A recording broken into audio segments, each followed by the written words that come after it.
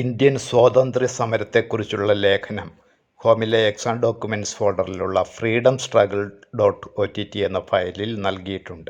ഈ file LibreOffice റൈറ്ററിൽ തുറന്ന് table of contents and index എന്ന സങ്കേതം ഉപയോഗിച്ച് ലേഖനത്തിന് ഉള്ളടക്ക പട്ടിക തയ്യാറാക്കുക.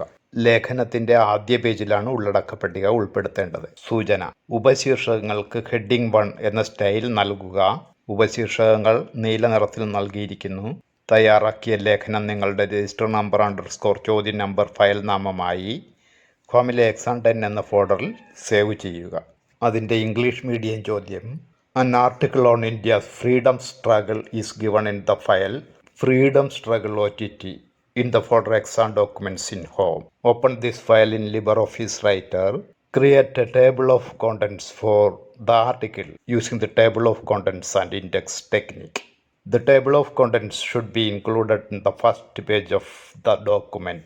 Hint: give heading 1 style to the subheadings. Subheadings are given in blue color. Save the article in the folder Exam 10 in Home with your register number question number as the file name. Home ഫോൾഡറിൽ exam documents തുറക്കുന്നു.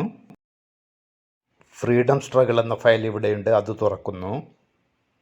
ഉള്ളടക്ക പട്ടിക ചേർക്കുന്നതിന് മുമ്പ് നീല നിറത്തിലുള്ള sub ഹെഡിങ്ങുകൾക്ക് ഓരോന്നും style നൽകേണ്ടതുണ്ട്.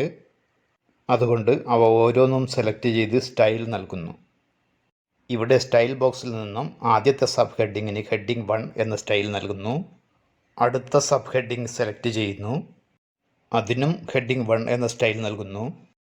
ഇങ്ങനെ എല്ലാ സബ് ഹെഡിങ്ങുകളും സെലക്ട് ചെയ്തതിന് ശേഷം അവയ്ക്കെല്ലാം ഹെഡിംഗ് 1 എന്ന സ്റ്റൈൽ നൽകണം. അതിനുശേഷം മാത്രമാണ് ഉള്ളടക്ക പട്ടിക ഉൾപ്പെടുത്തേണ്ടത്. എല്ലാ സബ് ഹെഡിങ്ങുകൾക്കും ഇവിടെ സ്റ്റൈൽ ബോക്സിൽ നിന്ന് ഹെഡിംഗ് 1 എന്ന സ്റ്റൈൽ നൽകിക്കഴിഞ്ഞു. ഇനി ഇൻഡെക്സ് ടേബിൾ ചേർക്കുവാൻ ആദ്യ പേജിലേക്ക് പോകണം. ഒന്നാമത്തെ പേജിൽ ഉള്ളടക്ക പട്ടിക വരേണ്ട ഭാഗത്ത് മൗസ് പോയിന്റർ ക്ലിക്ക് ചെയ്യുന്നു. ഇനി ഉള്ളടക്ക പട്ടിക ചേർക്കുവാൻ വേണ്ടി ഇൻസെർട്ട് എന്നതിൽ ക്ലിക്ക് ചെയ്യുന്നു.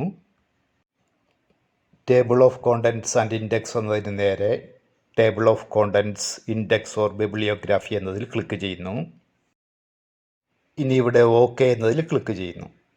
പേജിലേക്ക് ഉള്ളടക്ക പട്ടിക അഥവാ ഇൻഡെക്സ് ടേബിൾ ചേർത്ത് കഴിഞ്ഞു. ഇനി ഇത് സേവ് ചെയ്യുവാൻ ഫയൽ എന്നതിൽ ക്ലിക്ക് ചെയ്യുന്നു. സേവ് എന്നതിൽ ക്ലിക്ക് ചെയ്യുന്നു. സേവ് എന്നതിൽ ക്ലിക്ക് ചെയ്തു. ഹോം ഫോൾഡർ സെലക്ട് ചെയ്യുന്നു. എക്സാം 10 സെലക്ട് ചെയ്യുന്നു.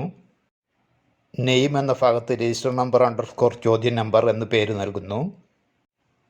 ഇനി ഇവിടെ സേവ് എന്നതിൽ ക്ലിക്ക് ചെയ്ത് ഫയൽ സേവ് ചെയ്യുന്നു. മുൻപ് ഇവിടെ അൺടൈറ്റിൽഡ് എന്ന പേരായിരുന്നു.